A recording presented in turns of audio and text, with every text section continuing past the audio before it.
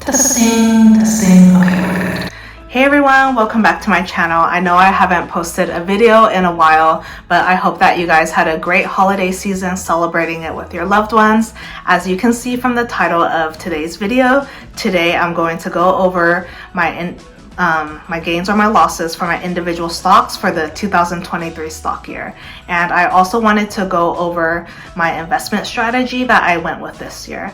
Last year, I made a video regarding the individual stocks that I invest in, why I chose to invest in those specific companies, and my gains or my losses for that year. So this year, I wanted to make an updated video to just kind of compare and contrast the 2 years. I thought it would be interesting, and as you can see, if you keep watching my video, you'll see that it is very different. So I will have last year's video linked down below in case you're interested in watching that. But before we start this video, I just have to provide a quick disclaimer that I am not a financial expert or a financial advisor of any sort.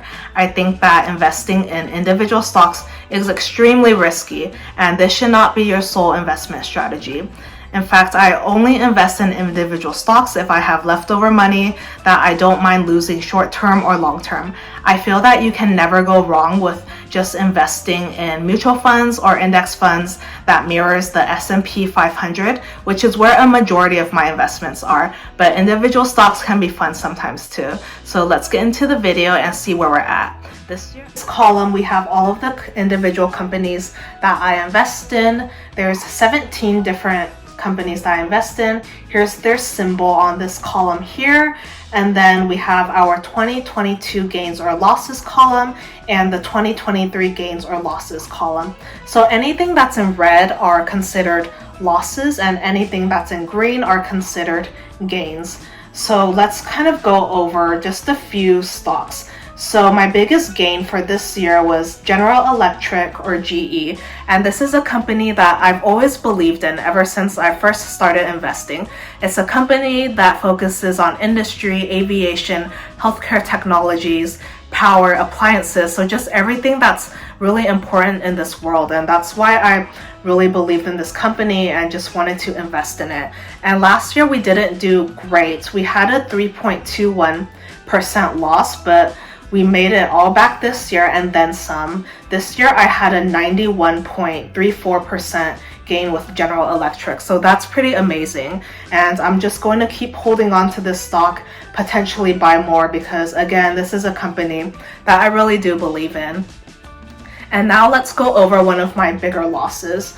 Last year, my biggest loss was with my Snapchat stock, which was down 72.69%, which is horrible.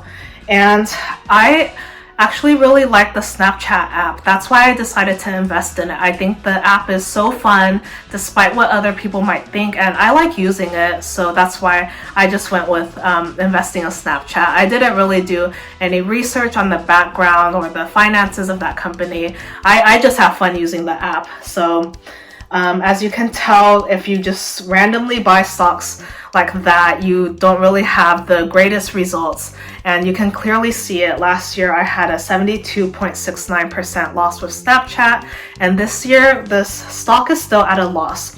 I'm at minus 45.3%. So we made a little bit of our money back, but it wasn't great. It's not by much. We're still in the red zone here. So again, this is a reminder to just do your research before you just start investing in individual stocks, because something like this can happen.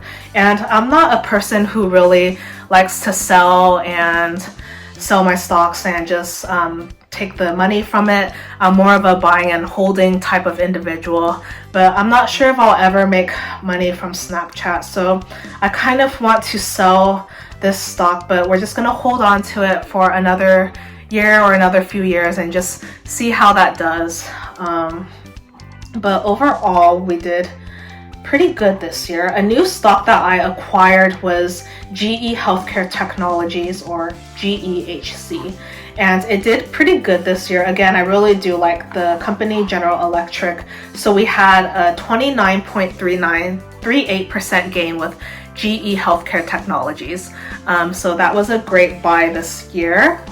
And okay, so overall, let's look at it a little bit further. So we had some pretty big jumps this year. For example, with Alphabet or with Google, last year we had a 2.49% gain, which is not bad, but it's not great either.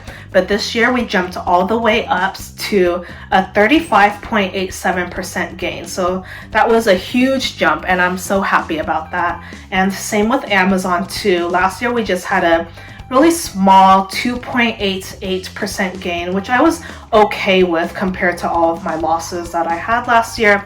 But this year we jumped all the way up to 34.25%. So really big jumps this year. And I'll kind of go over how this happened in my investment strategies part of the video. But overall, I'm happy with the results for this year.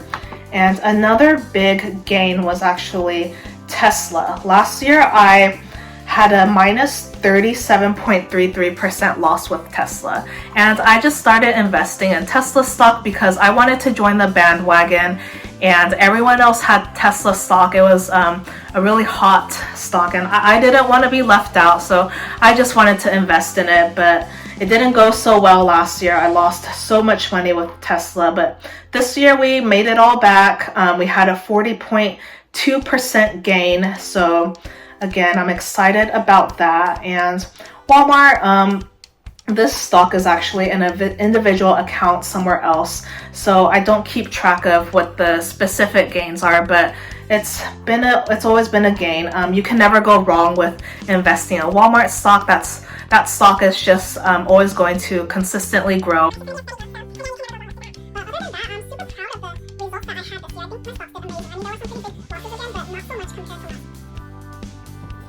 So now we're going to go over the investment strategy portion of this video, and it's not going to be complicated. It's actually very simple. I only follow 3 key rules for investing, and I'm going to share those strategies with you.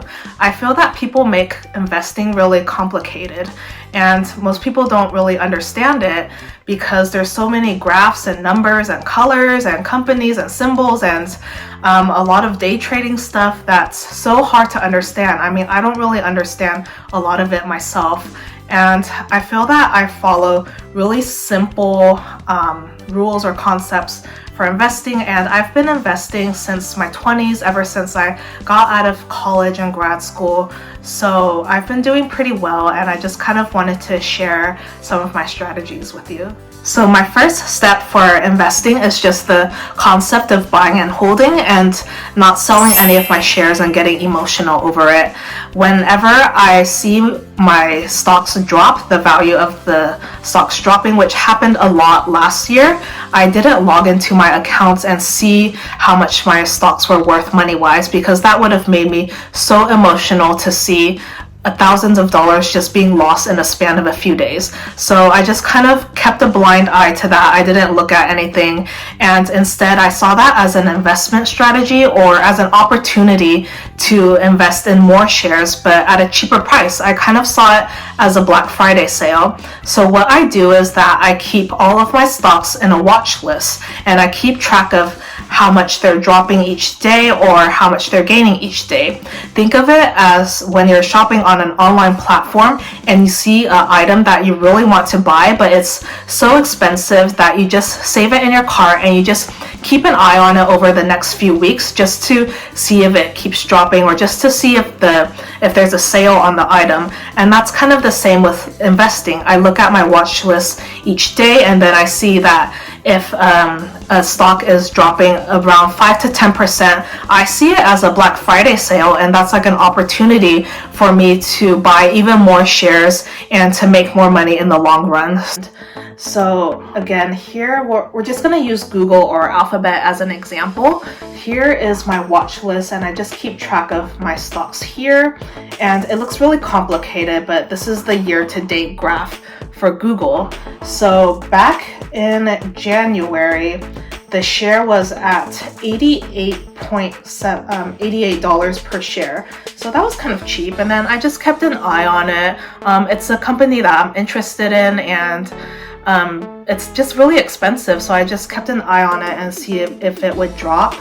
And then, so again, it was in my shopping cart, if you will. So it just kept going up and up and up, and then in February it went up all the way to $106, and that was too expensive for me, but this was something that I really wanted to invest in, so I just kept an eye on it. And then what happened was that it kept dropping and dropping and dropping, and it went all the way down here to a share price of $89.63. And I saw that as an opportunity to buy. I was like, wow, this is so cheap. This is, well, not cheap, but it's definitely on sale compared to the last month when it was at $106 per share. So I saw it as an opportunity to buy. So this is where I bought. I bought a bunch of shares of Google during this month, so during like the end of February, beginning of March, and then look what happened throughout the year. It just kept going up, and then it went back down again, and then it just kept going up and up and up exponentially to a price of $140.93 right now. So I feel like I got a great discount for it. I mean, I bought the shares at around $89 to $90 per share, and now it's worth $140.93 per share. So it's kind of like I got almost a 40% discount on Google, and that's kind of how you want to approach investing. So just buy when you see that it's low, so just keep an eye on the watch list, buy when it's low, and if you have the money, and then just hold on to it long term, because something amazing like this can happen where your money just grows. So my second strategy for investing is just being consistent. Just like with anything in life, for example, if you're trying to go to the gym to lose weight or gain muscle, or if you're working on a relationship, the only way to see great results is to be consistent. So every month after I get paid, I set a certain amount of money each month aside that I'm just going to use for investing purposes. And to me, that's important because having shares in companies that I believe in is so much more valuable than material items like clothing, takeout, subscription, any of that stuff. So I just kind of keep that in mind and just be consistent about investing every month. So my third and final strategy for investing is to just understand the concept that time is on my side and to let something like compound interest work in my favor. I'm currently 34 right now, and if I'm lucky, I do plan on working for another 17 to 20 years before I retire. So that means I have about 20 years to let compound interest work in my favor. And I'm going to show how this works on a graph because I think it's a little bit easier to understand how all of these concepts tie in together. So let's take a look at that.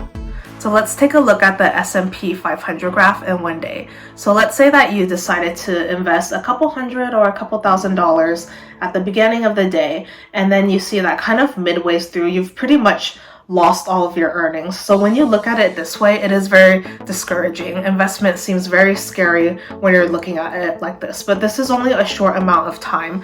Investing is something that takes a lot of time and patience, because when you switch over to the 10-year graph, you'll see that your money just grows exponentially. So if you're patient with it, if you're consistent and you just keep putting money into good stocks or good index funds throughout the years, you'll really see the growth and the rewards, and it's really exciting to see your money just exponentially grow like this. So again, it takes time, consistency, and some patience, and then if you do all of that, you just kind of let compound interest works for you, and there will be good days in there will be bad days, bad years, bad months, but over time, if you kind of look at the big picture, you'll see that you'll always make your money back. Conclusion, I hope that this video was at least helpful for one person out there. I haven't been really that consistent in posting videos for the remainder of the year. I have been pretty busy, but for those of you who are subscribed and are still watching me, thank you so much for all your support. This is just really my safe space to express myself creatively and to express my interests. In the next year, I do have plans to kind of revamp this channel and to give it a makeover, so stay tuned for that and subscribe if you're interested. But as always, thank you so much for watching my videos, and I will see you very soon in the new year. Bye guys, Happy New Year's!